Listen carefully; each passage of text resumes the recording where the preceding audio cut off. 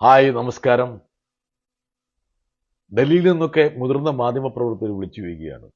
Kerala story 2 കുറിച്ച് എന്താ അഭിപ്രായം? അത് നിരോധിക്കുമോ? എനിക്ക് സത്യം പറഞ്ഞ തമാശയാ തോന്നുന്നു. ഇതുപോലുള്ളൊരു ആഭാസം ഒരു സിനിമയാണെന്നും പറഞ്ഞ് ജനങ്ങളുടെ മുകളിൽ അടിച്ചേൽപ്പിക്കാൻ ഈ BJP-ക്കാർക്ക് കഴിയുന്നുണ്ടല്ലോ.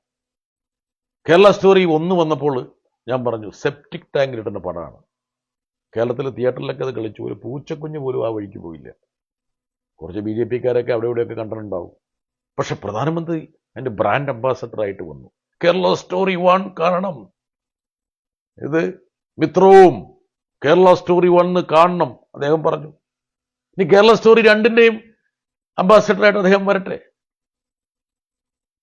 ഒരു മതവിഭാഗത്തെ അപമാനിക്കാൻ, ഒരു സംസ്ഥാനത്തെ അവഹേളിക്കാൻ വേണ്ടി ഇതുപോലെ കളവുമായിട്ട് ഈ പ്രചരണ സിനിമ മുമ്പോട്ട് കൊണ്ടുവന്നാൽ ഇതൊക്കെ കേരളത്തിലെ ജനങ്ങൾ വിശ്വസിക്കും. എനിക്ക് ഏറ്റവും രസകരമായി തോന്നിയ കാര്യം എന്ന് വെച്ചാൽ വലിയൊരു കോമഡിക്കുള്ള ഒരു അവസരം ഒരുക്കിയിരിക്കുകയാണ്.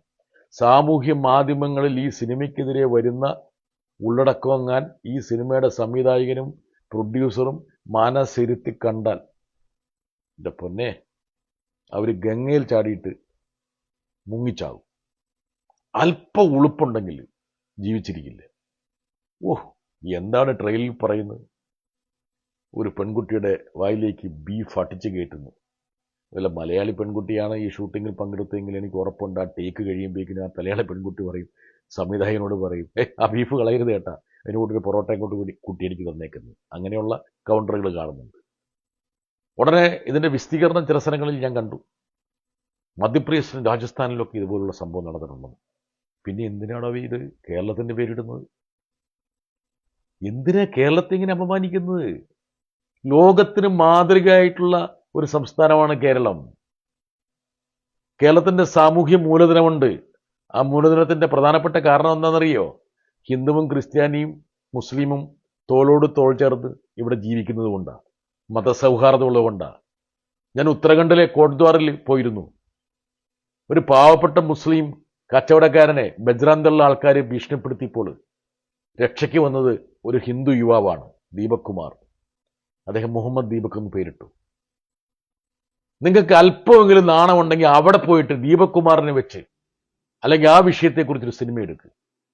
അല്പമെങ്കിലും ആത്മാർത്ഥത നിങ്ങൾ ചെയ്യുന്നതിനോടുണ്ടെങ്കിൽ എനിക്ക് ഈ സംവിധായകനോട് പറയാനുള്ളത്, ഉത്തർപ്രദേശിലെ ഉന്നാവയിൽ ഒരു BJP MLA ഒരു 16 വയസ്സുള്ള പെൺകുട്ടിയെ ക്രൂരമായി ബലാത്സംഗം ചെയ്തു. എടുക്കടോ സിനിമ പോയിട്ട് അവിടെ പോയിട്ട് അതിന് പകരം ഞങ്ങളുടെ നെഞ്ചത്ത് കയറുന്നത് എന്തിനാണ്? ഇനി നിങ്ങൾ വിചാരിക്കുന്നു ഇങ്ങനെയൊക്കെ ചെയ്തു കഴിഞ്ഞാൽ കേരളത്തിൽ BJPക്ക് എന്തെങ്കിലും പ്രയോജനം ഉണ്ടാകുന്നു? ഒന്നാമത്തെ കാര്യം, BJPയുടെ ഇവിടുത്തെ പ്രധാനപ്പെട്ട നേതാക്കന്മാരെല്ലാം കിട്ടിയാൽ, കണ്ണ് തെറ്റിയാൽ ബീഫും പൊറോട്ടയും കഴിക്കുന്ന ആൾക്കാരാണ്.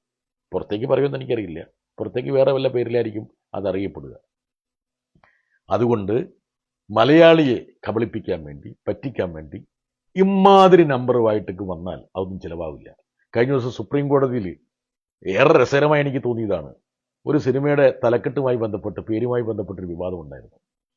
ഗൂസ്കർ പണ്ഡിറ്റ് എന്ന് പറഞ്ഞാൽ മോഷ്ടാവായിട്ടുള്ള പണ്ഡിത്ത് എന്ന് പറഞ്ഞാൽ ബ്രാഹ്മൺ കമ്മ്യൂണിറ്റിയെ ബന്ധപ്പെട്ടതാണ്. ഉടനെ എന്താ സുപ്രീം കോടതി പറഞ്ഞത്? Why should you denigrate A section of society?